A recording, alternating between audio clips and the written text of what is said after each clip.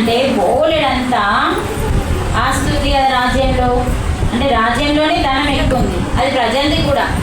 కాబట్టి ఏం చేసిండంటే ప్రజలందరినీ పిలిచి ఏం చేసిండు, అన్ని రాసులు పోసిండు.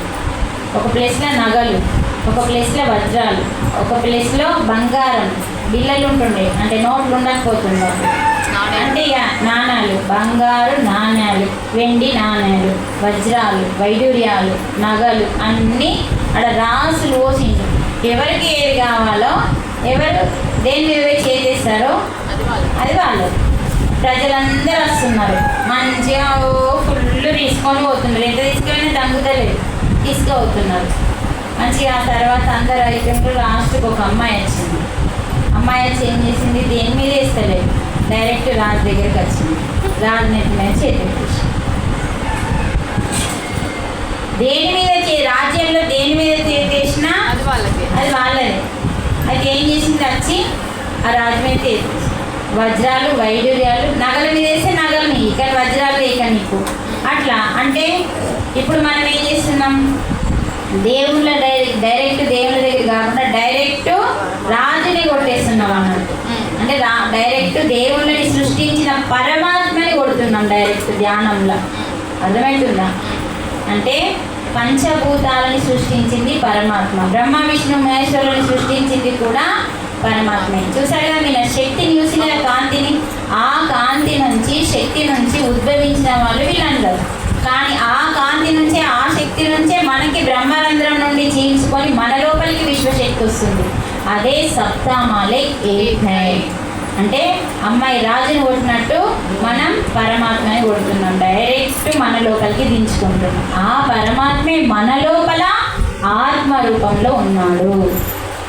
అందుకనే ఆ అమ్మాయికి తెలివి ఉంది, మరి ప్రజలకి తెలివి లేక ఏం చేసిండు, వజ్రం మీద నగల మీద వీటి మీద వేసుకున్నారు.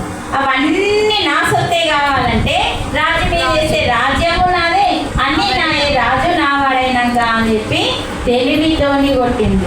అలాగే మనం కూడా ధ్యానం చేస్తే డైరెక్ట్ పరమాత్మ, పూజ చేస్తే కేవలం దేవుళ్ళ దగ్గరికి ఆగి ఉత్తమమైన జన్మను పొందుతాం. అంటే ఎంత గాలికి అంత చెట్టు అన్నట్టు మనం పూజ చేసేదానికి మనసు పనిచేస్తుంది. కాబట్టి మనము ఈ హోమాలు ఏం చేయకపోతే దేవుళ్ళకి ఆహారం చెందదు. కాబట్టి అందుకే హోమం చేస్తారు ఋషులు, బ్యాలెన్స్ ఉంచడం కోసం. భూమి పైన ఇవన్నీ గాలి, వాన, నీరు అన్నింటికి బ్యాలెన్స్ ఉంచడం కోసం. అదే నువ్వు డైరెక్ట్ పరమాత్మతో కనెక్ట్ అయినావు అనుకో, వీటన్నింటిని శాసించే శక్తి మనకు వస్తుంది. అదే చేసిండు ఋషులందరూ. వాన పడాలంటే పడ్డది, ఎండ కొట్టదంటే కొట్టాలి. అంటే మనము వాటి యొక్క స్థితిని దాటి వెళ్తాం. అలాగే నవగ్రహాల యొక్క చీడపీడ మనకు ఉండకూడదు అంటే కూడా, మన కర్మలు ఓర్చుకోవాలంటే శనీశ్వరుడు కూడా మన జోలికి రావద్దు. అంటే ఎందుకు వస్తాడండి మన జోలికి శనీశ్వరుడు? మనం చేసిన పాప కర్మ పండింది కాబట్టి, ఆ పండిన దాన్ని తీసుకొచ్చి ఈ జీవితంలో పెట్టేది. అంటే నిజమైన ధర్మకర్త వీళ్ళిద్దరు అన్నదమ్ములు, ఇద్దరు యమధర్మరాజు, శనీశ్వరుడు, ఇద్దరు కూడా ధర్మాన్ని మాత్రమే పాటించింది తప్ప మనకి కష్టం కలిగించలేదు. మనం చేసిన కర్మనే మన నెత్తి మీదకి తీసుకొస్తారు ఆ రోజు పండిన తర్వాత. శని పని అది. అందుకని చక్కగా మనము ఈ యొక్క డైరెక్ట్ మన విశ్వం నుంచి, శక్తి నుంచి తీసుకునే శక్తే మనము అది డైరెక్ట్ పరమాత్మకి చేరుకుంటాం. కాబట్టి ధ్యానంలో డైరెక్ట్ మనం దేవుని దగ్గరికి చేరుకుంటాం. ఆ దేవుని యొక్క శక్తిని మనం తీసుకొని అలా మనం సత్యలోకానికి చేరుకునే మార్గం అన్నట్టు. ఏం చూస్తున్నారు మీరు? ఎవరైనా నచ్చినా చూసుడే, నీళ్ళు తెచ్చినా చూసుడే, అంత డైవర్ట్ అయిపోతున్నారు. మనసు తుర్రు తుర్రు తుర్రు తుర్రు, అస్సలు నిలకడగా ఉండదు. చెప్పండి ఇప్పుడు మీ ఒపీనియన్ శాకాహారం మీద. అందుకనే మనం చక్కగా శాకాహారిగా మారి ధ్యానం చేస్తూ మన లైఫ్ని తీర్చి దిద్దుకోవాలి. వాడు అసలు ఏం ఆలోచిస్తున్నారు మీరు అని అన్నాడు. వాడు క్లాస్ పెట్టింది కదా చిట్టాలాడు, ఏంటి నేను ఒక్క పదం విని నేను మారిపోయినమ్మా, ఎన్ని ముక్కలు తినేదాన్ని. ఇప్పుడు ఆ బోయవ కూడా అదే అంది, ముక్కలని నేను తింటే పులుసు మా ఆయన తింటాను. భలే అన్నారు. కానీ ఈరోజు శాకాహారిగా మారి సత్యం తెలుసుకున్నారు. అది పాపం అండి. నేను 10 ముక్కలు తింటే మా ఆయన 4, నువ్వు బయట తింటావని నా 4 కూడా నాకు చూడండి ధైర్యంగా చెప్పింది. ఈరోజు ఎంత అందంగా అనిపిస్తుంది చూడండి, అవుతుంది. అంటే సత్యం తెలిసిన తర్వాత మనసు ఒప్పుకోదు ప్రాణాన్ని తీసి తినాలి అంటే. అందుకే ఆ బాబు కూడా ఏమన్నా, నేను ఒక్కటే పదం విని నేను మారి నా దోస్తులందరినీ మార్చుకున్నా, మీరు అందరూ ఎన్నో మాట్లాడతలేరని బెదిరించింది వాళ్ళందరినీ. వాళ్ళ దగ్గర వాళ్ళ ఇంట్లో క్లాస్ పెట్టింది 3 రోజులు చూడండి. అందుకనే మనకి ఇక్కడ ఇంకో విషయం, టైం ఎంత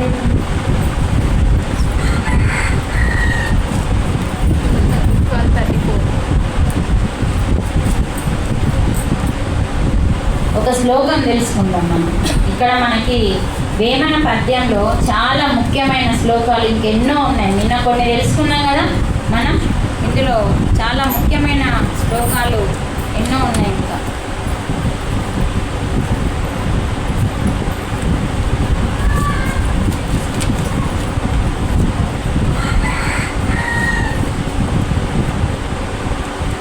భూమి నాది అన్న పుడమి పక్కున నవ్వు. భూమి ఈ భూమి నాది, ఆ భూమి నాది అంటాం కదా. ఎంత మంచిగా చెప్తున్నాడు వేమన. నా భూమి నాది నాది అన్న భూమి పక్కున నవ్వట. అంటే చూడండి అర్థం చేసుకోండి. అలాగే దానహీను చూసి ధనము నవ్వు. దానం చెయ్యని హీనుడు ఉన్నాడే వాడిని చూసాట ధనం నవ్వుతుందట. అలాగే కథనబీతు చూసి కాలుంటూ నవ్వురా. అంటే ఈ కాలాన్ని శాసించేవాడు. విశ్వదాభిరామ వినురవేమ. లాస్ట్ అందరికి వస్తాయి, మధ్యలో ఏం చెప్పినా చెప్పండి. మీరు విన్నారు లేదు, ఇప్పుడే చెప్తాను. భూమి నాది అని పట్టుకున్నా నవ్వు మీరు అక్కడ నిలబడకండి. అయిందా? ఈ శ్లోకంలో ఏం చెప్తుండు? అజ్ఞానంతో అవసరానికి మించిన ఆస్తులని సంపాదించుకున్న ఒక వ్యక్తి అన్నింటిని కూడబెట్టుకొని నాది నాది అని భ్రమిస్తూ భూమాత నవ్వుతుందట వాడిని చూసి. ఈ భూమిని నేను కదా, భూమిని నేను కదా. వాడు ఏమన్నా చనిపోయేటప్పుడు ఆ భూమిని తీసుకుపోతాడా? వాడు నాది నాది అంటుంటూ అసలు భూమి నేను కదా, వానికి ఎట్లయితుంది? అంటే ఆస్తులు కూడబెట్టుకున్న అజ్ఞానంతో కూడబెట్టుకొని ఏం చేస్తుండ్రు? వాడేం తీసుకెళ్ళట్లేదు. అసలు ఎంత హీనంగా జీవిస్తామంటే నా కొడుకులకు కావాలా, నా మన్మన్లకు కావాలనుకుంటా ఆస్తులు సంపాదిస్తే కొడుకులు ప్రయోజకులు అవుతారా? కొడుకులకు ఏం నేర్పాలా? విద్య, వినయం. వాటితో వాడు డబ్బు, వాడికి సంబంధించిన డబ్బు వాడే సంపాదించుకోవాలి. అప్పుడే కదా సత్యం ధర్మం తెలిసేది. వాడిని సంపాదించాల్సిన అవసరం లేకుండా కోట్ల ఆస్తిని కూడబెట్టి వాడి చేతిలో పెడితే వాడేమవుతాడు? గాలి అవుతాడు. నాకేం తక్కువైంది అని వాడు విచ్చలవిడిగా చెడిపోతాడు. అందుకనే విద్యా వినయాలు నేర్పించేంత వరకే తల్లిదండ్రుల బాధ్యత. తర్వాత బాధ్యత అంతా వాడిది. వాడి భార్య, వాని పిల్లలు, వాడికి సంబంధం. నా ఆస్తిలో చిల్లి గవా లేకుండా మనం సంపాదించద్దు. సంపాదించిన దాన్ని పిల్లలకి ఎంత ఉంచానో అంతే ఉంచి దాన ధర్మాలు చేయాలి. అందుకే నాది నాది అన్న అప్పుడల్లా భూమాత పక్కున నవ్వుతుందంట. 20 ఎకరాలు, 50 ఎకరాలు, 100 ఎకరాలు ఇలాంటివి ఉన్నాయి కదా, అప్పుడే భూమాత పక్కున నవ్వుతుందంట. ఎందుకంటే నువ్వు ఏ దానం చేయట్లేదు. నువ్వు కష్టపడిందంటే వాళ్ళు సుఖపడుతున్నారు, నువ్వు కష్టపడ్డావు. కానీ ఆ కష్టంలో కొంచెం దానం చేస్తే నీకు మోక్షం వస్తుంది. ఆ మోక్షాన్ని కూడా దొరికించుకోకుండా నువ్వు సంపాదించినంత నీ పిల్లలకి ఇచ్చే బదులు పక్కోళ్ళకి ఇస్తే, ఇట్టిచ్చే బదులు ఇట్టిస్తే చూడండి అసలు మనకు లాభం అవుతుంది కానీ అర్థమవుతలేదు. పిల్లలకి ఇస్తే లాభం లేదు. నా పిల్లలు అంటున్నావు కాబట్టి ఇస్తున్నావు. అదే మనము దానం చేస్తే అది నీ ఖాతాలో పడుతుంది. ఇది నీ ఖాతాలో పడట్లేదు. ఇంత అక్షర సత్యం కూడా మనకు అర్థమవుతలేదు. ఎందుకంటే ఒక అజ్ఞాని కాబట్టి. నువ్వు పక్కనికి పంచినావు అనుకో, అది నీ ఆత్మ ఖాతాలో పడుతుంది. నువ్వు ఫస్ట్ కష్టపడ్డావు, తినకుండా తాగకుండా. ముఖ్యమైనది ఏంటి? పిల్లలకి పెంచి పెద్ద చేసి నిజమైన విద్యని వినయాన్ని నేర్పించడం వరకే తల్లిదండ్రుల బాధ్యత.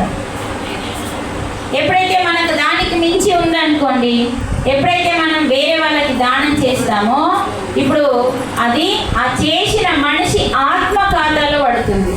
అదే చెప్తున్నాడు ఇక్కడ. భూమాత నవ్వుతుంది, 50 ఉన్నా 100 ఉన్నా నాది నాది అంటాడు. అసలు భూమిని నేను కదా, వాందెలా అవుతుంది, ఎవడస్తే వాడు. అందుకని గత జన్మలో పుణ్యం చేసుకున్నాడు ఈ జన్మల ఈ కష్టపడ్డోని ఇట్లా ముట్టి సుఖం అనుభవిస్తున్నాడు. వాడే భోగం. వాడు గత జన్మలో కష్టపడ్డాడు, ఈ జన్మలో వాడు కానీ దానం చేస్తే సుఖపడే జన్మ అవసరం లేదు. భగవంతుని దగ్గరికి వెళ్తావు, మోక్షం వస్తుంది. భోగం సంపాదించుకున్నావు, కష్టపడ్డావు, సంపాదించినప్పుడు ఏమవుతుంది? వానికి ఇస్తున్నావు. ఎప్పుడైతే నువ్వు సంపాదించిన డబ్బు నువ్వు కష్టపడి నీ పిల్లలకి ఇచ్చినావనుకో, నీ ఖాతాలో ఏమీ లేదు, కష్టం నీది, సుఖం వారిది.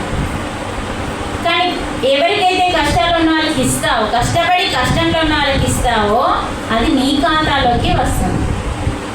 దీని పేరే దానం. అందుకనే ఎవడు దానం చేయని, చూడండి ఈ శ్లోకం, దానహీనుడు, దానాన్ని చెయ్యని వాడు వారి హీనుడు. దానహీనుడు చూసి ధనము నవ్విందంట. ఇందాక భూమి నవ్వింది, తర్వాత ధనము నవ్వింది. ఎందుకంటే ధనము తీసుకొచ్చి బోలెడంత బీరువాలో పెడతాము, బ్యాంకులో పెడతాము. బీరువాని దోసేవాడు వస్తాడు, బ్యాంకు దోసేవాడు వస్తాడు. ఇది దోసుకపోయినాక అయ్యో అవ్వా అనుకుంటే ఏడుస్తుంది. తర్వాత ధనం ఏమంటుంది? మరి వాడేమో ధనము దాచుకుంటే దోచుకోబడుతుందని ఆల్రెడీ రాసి పెట్టేసిండ్రు. కానీ ధనాన్ని పంచితే స్వేచ్ఛపడుతుంది అన్నారు. అందుకని ధనాన్ని దానం చేస్తే, ఈరోజు ఒక మంచి ప్రోగ్రాం ఉంది ఇక్కడ, 4 రోజుల నుంచి అన్నదానం జరుగుతుంది. ఇక్కడ మనం ఇవ్వచ్చు. వాళ్ళు పెట్టుకుంటున్నారు, పెట్టుకోని స్థితిలో లేరు వాళ్ళు. కానీ వాళ్ళ యొక్క ప్రోగ్రాంలో మనకు అవకాశం వచ్చింది పాల్గొనడానికి. ఇప్పుడు చూడండి, కాస్మిక్ వ్యాలీలో నేను ఇచ్చిన డబ్బులు నయ్యి కాదు, మనందరి. మీరు వెళ్ళరు, మీరు ఒక భగవద్గీత ఉంటే ఒక 50 రూపాయలు 100 రూపాయలు ఆ ఖాతాలో మీవి కూడా అక్కడికి పోయింది. అట్లా మేడం 4 రోజుల నుంచి అన్నప్రసాదం పెట్టింది, 6 రోజుల నుంచి 4 దానితో పాటు దానికంటే ఒక రోజు ముందు. అంటే ఇక్కడ ఏమైంది? ఇందులో మనం పాల్గొనవచ్చు. అంటే ఎప్పుడైతే ఇక్కడ తీసుకొచ్చి కూరగాయలు ఇస్తామో, బియ్యం ఇస్తామో, పప్పు ఇస్తామో, పైసలు ఇస్తామో, సమయం ఇవేమీ నువ్వు ఇవ్వడానికి లేదనుకో, సమయం ఇవ్వచ్చు. నీ సమయాన్ని ఇక్కడ కేటాయించి సేవ చేయొచ్చు. డబ్బే ఇవ్వాలని కాదు, మొత్తానికి ఏదో ఒకటి దానం చేయాలి. అప్పుడు ఈ సమయం అన్నిటికంటే విలువైందండి. డబ్బు కంటే అన్నిటికంటే విలువైంది సమయం. ఆ సమయాన్ని ఇవ్వు ఇక్కడ. ఇప్పుడు నా సమయాన్ని అంతా ఏం చేస్తున్నా? ఇక్కడ ఇస్తున్నా. ఇది అసలైన దానం. అందుకని మనం ధనాన్ని ఇవ్వాలి. అప్పుడు ధనం నవ్వుతుందట. ఈ ధనం నాది అంటాడు కదా, నేను ధనాన్ని కదా అంటుందట ధనం. చూడండి, మన న్యూస్ అందరు నవ్వుతారు, కానీ మనకు అర్థమవుతలేదు. అందుకనే ఇక్కడ ఇంకేం చెప్తున్నది? ఆరాటం పోరాటం చూసి దానం చేయడం ఉన్న గొప్పతనాన్ని కోల్పోతున్నాం మనం. దానం అనేది గొప్పది, అది అవసరం. మనం కోల్పోతున్నాం మొత్తానికి. 100 రూపాయలు ఉంటే సంచిని తీసి 10 రూపాయలు ఇవ్వు, 90 ఇవ్వకు. ఆ 90 నీకోసం ఉంచుకో, 10 రూపాయలే ఇవ్వు. కానీ ఇచ్చేటప్పుడు ఏడ్చుకుంటూ ఇవ్వకు. నేను ఇచ్చినానన్న అహంతో ఇవ్వకు.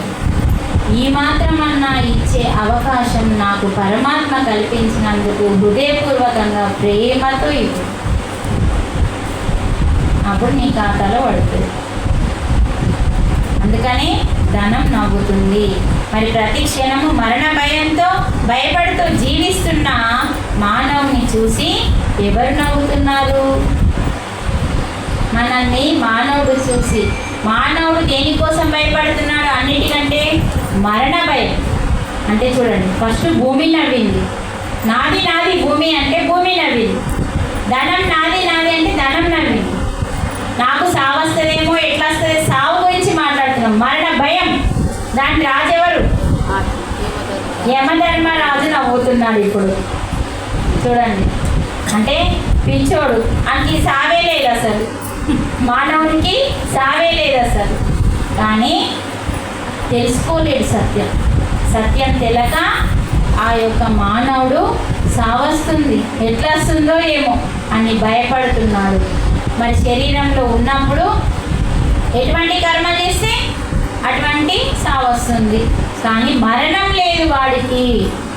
ఇది నేను అనుకుంటున్నాడు కాబట్టి శరీరానికి నొప్పి ఉంది. ఈ శరీరం నేను కాదు, దానికి సంబంధించింది నేను ఆత్మని. అదే చెప్పిండు మనకు రమణ మహర్షి. రమణ మహర్షికి ఒక గుండు అయి క్యాన్సర్ వచ్చింది. ఆ పక్కకి పురుగులు పడ్డాయి కాళ్ళలో. ఆ పుండులో పురుగులు పడ్డా కూడా వాటిని కొట్టలేదు. పురుగులు వాటి పైన వేసుకుంటున్నాయి, తిననీయను. అది నాది కాదు, నేను కాదు, అది నేను కాదు, నేను నాలో ఉన్న ఆత్మలింగాన్ని. అందుకే లింగం దగ్గర పోయి తపస్సు చేసిండు, ఆత్మలింగం అవ్వడానికి.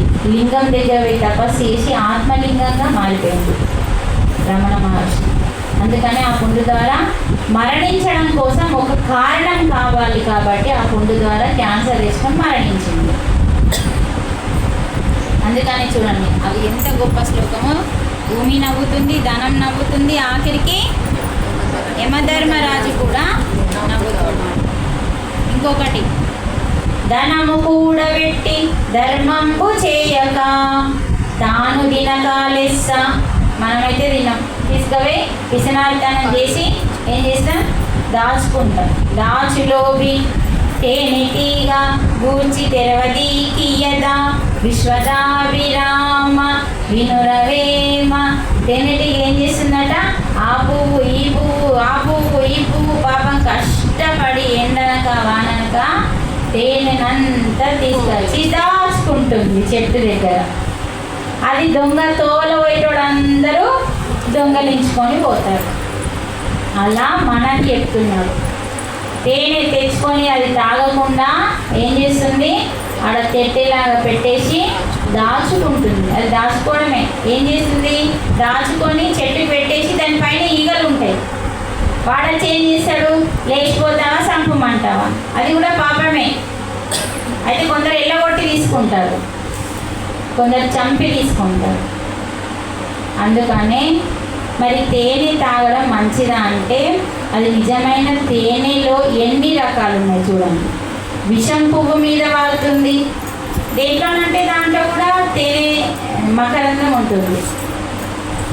విషం పువ్వులో తేనె ఉంటుంది, మంచి పువ్వులో తేనె ఉంటుంది, మల్లె పువ్వులో తేనె ఉంటుంది. అన్ని పువ్వులు, కూరగాయలు ఉన్న కూరగాయల చెట్లు ఒక కాయ కావాలి అంటే పూత కావాలి, పువ్వు కావాలి. ఆ పువ్వు పూయగానే మకరందం ఉంటుంది. అన్ని రకాల మకరందాన్ని తేనెగా మారుస్తున్నాయి. అంటే విషం ఉంటుంది, పాయిజన్ ఉంటుంది, మంచిగా ఉంటుంది, రెండు ఉంటాయి.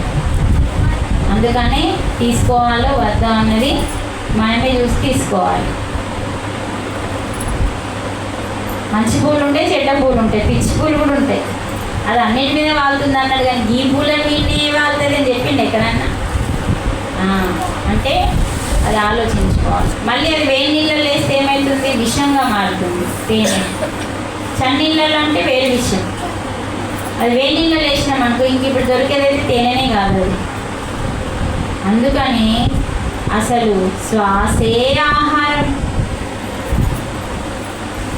తేనెటీగలు ఎట్లా దాచిపెట్టుకుంటే దోచుకోబడుతున్నాయో మన డబ్బు కూడా అలాగే దాచుకుంటే దోచుకోబడుతున్నాయి. ఇప్పుడు నాకు అమ్మ పువ్వులు తెచ్చింది, ఒక స్వీట్ డబ్బా పట్టుకొని మంచిగా పువ్వులు తెచ్చి, అమ్మ ఇలా 33 స్వీట్లు ఉన్నాయి తీసుకొని నేర్చుకున్నాం కదా అన్నది. అయ్యో అమ్మ పువ్వులు ఎందుకు తెంపినావు అన్నీ అన్నా. అంటే దేవునికి కొన్ని పెట్టి కొన్ని చెట్టు మీద ఉంచి కొన్ని నీకు తెచ్చిన అన్నది. అంటే ఇది ముత్తైదే కదా పెట్టుకో అమ్మ అన్నది.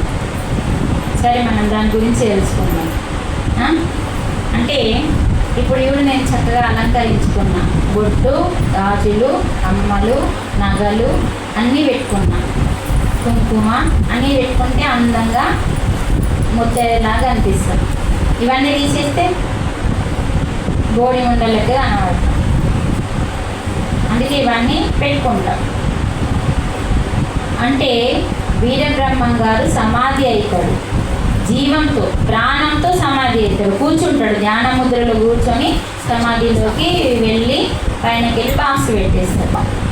అందులో నుంచే నేను మీకు జ్ఞానాన్ని ఇస్తాను అని చెప్పిండు. అందుకే మనం వేమన సమాధి దగ్గర ధ్యానం చేసుకుంటే కూడా మనకు ఆన్సర్ వస్తుంది. అందుకే వేమన కానీ వీరబ్రహ్మం కానీ రాఘవేంద్ర వీళ్ళు ముగ్గురు అయితే చాలా చాలా గ్రేట్ మాస్టర్స్ వీళ్ళు. అందుకనే ఆయన ఏం చేసిండు, భార్య హారతి ఇస్తుంది, వచ్చి మంచిగా చక్కగా సమాధి చేసేటప్పుడు హారతి ఇచ్చి పంపిస్తుంది. అయితే అప్పుడు ఏడుస్తుంది, ఏడ్చినప్పుడు ఆమెకి వరం ఇస్తాడు, ఎవరు ఏమి అనుకున్నా సరే. అందుకనే పక్కోడు ఏమనుకుంటున్నాడో అని పక్కకు పెట్టి మనం ఫస్ట్ మన అంతరాత్మ ఏమనుకుంటుంది, సత్యంలో ఉన్నామా, ధర్మంలో ఉన్నామా, నిజంగా సరైన జీవితంలో జీవిస్తున్నామా, మన అంతరాత్మ ఏం చెప్తుందో దానికి ఇంపార్టెంట్ ఇవ్వాలి. ఆడేమనుకుంటాడు, ఈడేమనుకుంటాడు, ఆడేమనుకుంటాడు, ఈడేమనుకుంటాడు అని చూస్తున్నాం, కానీ దేవుడు ఏమనుకుంటాడని మాత్రం, మన అంతరాత్మ ఏమనుకుంటుంది అని మాత్రం చూడండి. దేనికి ప్రాముఖ్యత ఇవ్వాలి? ఎప్పుడు చూసినా వాళ్ళు వీళ్ళు వాళ్ళకే ఇస్తున్నాం. కానీ నీ అంతరాత్మ కోసం నువ్వు నిజంగా సత్యం ధర్మంతో బతికితే నీ అంతరాత్మ ప్రతి క్షణము నీ వెంబడే ఉండి నిన్ను ముందుకు అటు పడిపోకుండా ఇటు పడిపోకుండా మోక్షం వైపే నడిపిస్తుంది. ఎప్పుడు నీకు మెసేజ్ ఇస్తూ ఉంటుంది ధ్యానంలో. ఇలా చెయ్యి, నాకు ఈ ప్రాబ్లం వచ్చింది, ధ్యానంలో కూర్చో, ప్రశ్న వేయు, అంతరాత్మని గురువుని అడుగు, ఆన్సర్ వస్తుంది. ఎప్పుడు మనం ఈ మాట వింటే, పక్కల మాట వింటే కాదు. అయ్యో వాళ్ళు ఏమనుకుంటారో, నా పరువు పోతుంది. పరువు ఏం పరువు? ఇది మాట మెయిన్, భగవంతుని మాట వినాలి మనం. మరి ఈయనేమనుకుంటాడని ఒకసారి ఆలోచించిందా? అసలు క్యాల్ ఉన్నదా? వాళ్ళు ఏమనుకుంటారు, వీళ్ళేమనుకుంటారు అనుకుంటున్నాం. ఎన్ని రోజులు అంటారు? కొన్ని రోజులు అంటారు. కానీ ఈయనేమంటాడని పట్టించుకోకుంటే మొత్తం నీ జీవితమే నాశనమై ఇంకో జన్మ వస్తున్నది. అది నష్టం ఎంతసేపు అక్కడ తక్కువ ఉంటుంది, ఇక్కడ నష్టం ఎక్కువ ఉంటుంది. అందుకనే బాగా ఆలోచించి మనం నిర్ణయం తీసుకోవాలి. అందుకని ఎవరేమనుకున్నా సరే నువ్వు ముత్తైదతనాన్ని నేను సమాధి అయిన తర్వాత వదలద్దు అన్నాడు. ఏమేం చెప్పిండు? గాజులు, బొట్టు, మట్టెలు, పుస్తెలు, చెవి కమ్మలు. పువ్వులు రావు. మన పువ్వులు కేవలం అలంకరణ కోసం మాత్రమే తప్ప ముత్తైద కిందికి రావు. మీరు బొట్టు లేకుండా ఉంటారా? పువ్వు లేకుండా వీళ్ళు అందరం ఉన్నాం కదా, మరి ముత్తైద కదా ఎందుకు పెట్టుకోలేదు మీరు? రోజు పువ్వులు పెట్టుకోము, అసలు ఆలోచన కూడా రాదు. ఏదో ఫంక్షన్ అంటే పువ్వులు అనుకుంటాం, అలంకరణ కోసం, మంచిగా కనబడడం కోసం. మళ్ళీ నీకు ముందర లేదు, వెనుకకు ఉంది, బొట్టు ముందర ఉంది, కమ్మలు ముందర ఉంది, మట్టెలు ముందర ఉంది, తాళి ముందర ఉంది, గాజులు ముందర ఉంది. ఇది నిజమైన సత్యం. బ్రహ్మం గారు చెప్పిండు భార్యతో. ఇది లేకుండా ఉంటామా అంటే కొంచెం, అంటే కొద్దిసేపు ఉన్నా ఇది అసలైతే ఇదైతే లేకుండా అయితే ఉంటాం. కాసేపు మనం ఏదైనా ఫ్రెష్ చేసేటప్పుడు అది ఏదన్నా కొంచెం గాజులు అట్లా తీసేస్తాము, కమ్మలు తీసేస్తాము, మళ్ళీ వెంటనే ధరిస్తాం. కానీ పువ్వులు ఖచ్చితంగా రోజు పెట్టుకుంటున్నామా? మరి ఇప్పుడు మీ అందరి తలలో పువ్వులు లేవే, అది ముత్తైదా అనుకుంటే అంటే మీకే ఆన్సర్ మీ నుంచి రావాలి కదమ్మా. అసలు పువ్వు లేకుండా బయటకు రాను అది ముత్తైదా అని వినడం వెళ్ళినవా? అంటే మనం కమ్మలు లేకుండా ఏంటి కమ్మలు లేకుండా వచ్చినావు బోడిదాని లెక్క, పువ్వులు లేకుండా వచ్చినావు అని ఎప్పుడన్నా ఎవరన్నా అంటారా? అన్నారు. నీ ఫేస్ని చూస్తే కూడా ముందు డైరెక్ట్ గిడికే పోతుంది. అందుకని కాసేపు స్నానం చేసేటప్పుడు ఏమైనా తీసేస్తాం, మళ్ళీ వెంటనే ధరిస్తాం. అందుకనే కమ్మలు, బొట్టు, పసుపు కూడా రాదు, బొట్టు ముఖ్యం. ఇది చాలా ముఖ్యమండి. మన శరీరంలో ఉన్న కొన్ని నాడులకి కనెక్ట్ అవుతుంది. ఇక్కడ మనం బొట్టుని ఇలా దిద్దినప్పుడు ఈ వేలుతోనే ఈ వేలు ఏంటిది? ఆత్మకి చిహ్నం. ఇది ఆత్మ యొక్క కేంద్ర బిందువు, ఇది ఆత్మకి చిహ్నం. ఈ వేలుతోని మనం ఇక్కడ బొట్టుని ఇలా ఇలా ఇలా దిద్దుతుంటే ఇలా రౌండ్గా. అందుకే పూర్వం వాళ్ళందరూ తుమ్మ చెట్టు కాయతోని, తుమ్మకాయలతోని బొట్టు వేసుకుంటే అది నలుపు కాకుండా, ఎరుపు కాకుండా, బ్రౌన్ కాకుండా ఓ వెరైటీ కలర్ వచ్చేది. చూడడానికి నల్లనే అనిపిస్తుంది కానీ నలుపు కాదు. దాన్ని కొబ్బరి చిప్పలో వేసుకొని నీళ్ళ చుట్టేసి ఇలా ఇలా ఇలా ఇలా రంగరించి ఇలా ఇలా ఇలా దిద్దుకునేవారు కదా. అది మన ఒరిజినల్ పొట్టు. ఇంకా మీరేమంటారు నాకు తెలియదు కానీ అదే తుమ్మ చెట్టు కాస్తాయి చూడు కాయలు ఇంతప్పుడు, అవే. అలా మనం బొట్టుని ఇలా కాసేపు దిద్దుతాం. అది దిద్దినప్పుడు మనలోని కొన్ని నాడులు అనేటి యాక్టివేషన్ అవుతూ ఉంటాయి. ప్రతి దానికి యోగులు ఉట్టిని పెట్టలే,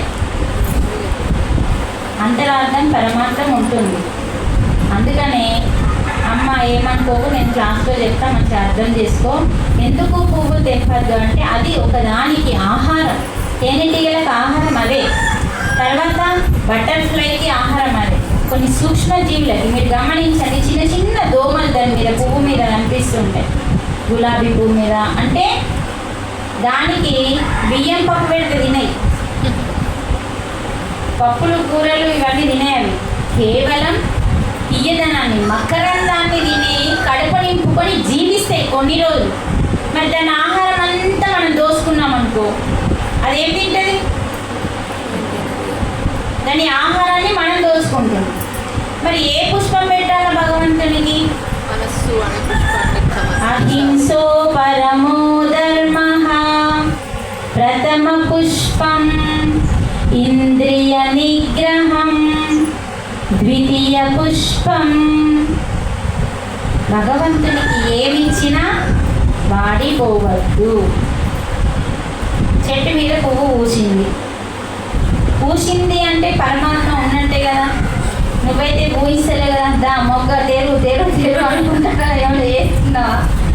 నువ్వు వండి లేచే లోపల అది తెలుసుకుంటుంది. అంటే రాత్రంతా దాని కింద ప్రాసెస్ జరుగుతుంది. పరమాత్మ ఉన్నాడు చెట్టులో, హనుమన్లో ఉన్నాడు కదా. అందుకే నిన్ను అన్నాడు కదా, దేవుడు ఎక్కడని పూజ చేస్తావు, అంతటా ఉన్నాడు కదా, ఎక్కడని పూజ చేస్తావు. దేవుణ్ణి మనం ఏం చేసినాం? బంధించినాం. గుడిలో బంధించినాం, ఇంట్లో గుళ్ళో బంధించినాం, బంధించి పూజ చేస్తున్నాం. పరమాత్మ అంతటా ఉన్నాడు, అన్నింట్లో ఉన్నాడు. అన్నింట్లో చూడగలగలమే, ఆచరించగలమనే నిజమైన పూజ. అందరిలో చూడాలి. అందుకనే సాక్షాత్తు శివుడే ఒక వాసన వచ్చి కాటి కాపరిగా వచ్చి ఆదిశంకరాచార్య ముందట నిలబడతాడు, ఒక జ్ఞాని ముందట. ఆ జ్ఞాని కూడా తెలుసుకోలేకపోయింది సాక్షాత్తు వచ్చింది శివుడు అని. తక్కువ అన్నాడు. అవునా, తక్కువ అన్నా. ఏది తక్కువలా? అతుకుల బొంతన.